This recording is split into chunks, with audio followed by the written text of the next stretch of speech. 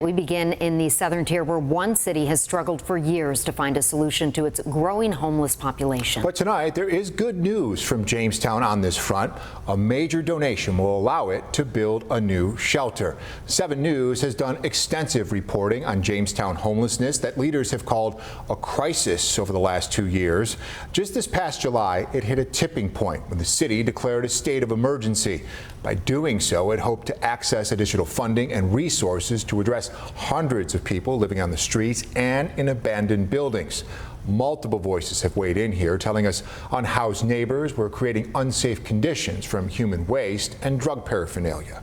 And I have traveled to Jamestown several times now to cover these stories, but today was a little different. I spoke with local leaders about this donation to address both homelessness and hunger in the area, and they tell me this is a step in the right direction.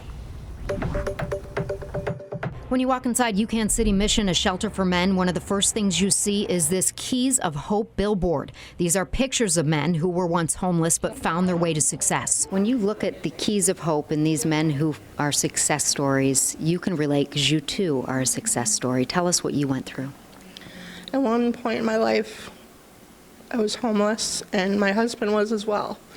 We couch surfed due to personal reasons. Kate Nutting says she is thankful she and her husband eventually found their way off the streets. We met, brought us together, and we've been able to give our kids a better life than we've had. She now works at UCAN City Mission as a caseworker. Some of the services that we offer here are life skills. I help them manage their appointments, doctor's appointments, mental health, social service appointments. Executive Director of UCAN, Bruce Baer, tells me he wants men experiencing homelessness to know they're there to help. How big of a need is there for more space for the homeless population? There is a need for more space. Jamestown presently has this shelter, which we have 19 beds. Baer tells me he came out of retirement to help the Jamestown community deal with its homeless crisis, and he's grateful for some good news this week. Jamestown Business College donating this historic building on Fairmount Avenue to UCAN and the St. Susan Center. Local leaders tell me the plan is to turn this into another homeless shelter. The board has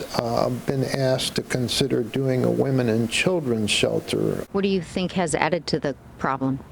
You know, we did ask a lot of questions, and I think there are certainly mental health conditions that are unmet in our community, and so that's really the challenge. Josiah Lamp with the Chautauqua County Homeless Coalition has also been working hard to help the homeless. How have things been since the crisis was declared in Jamestown?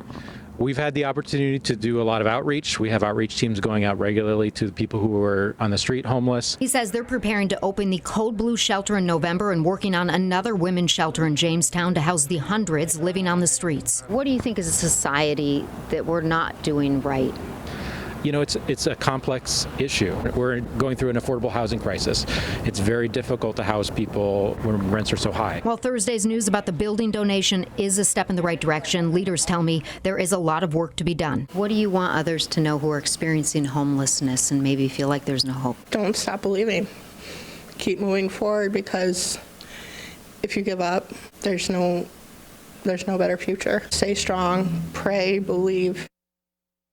Well, plans for that building include turning the first floor into a dining room and full kitchen. The lower level will have staff accommodations, I'm told, and a pantry to serve more people. We're also told the renovations are expected to begin in March.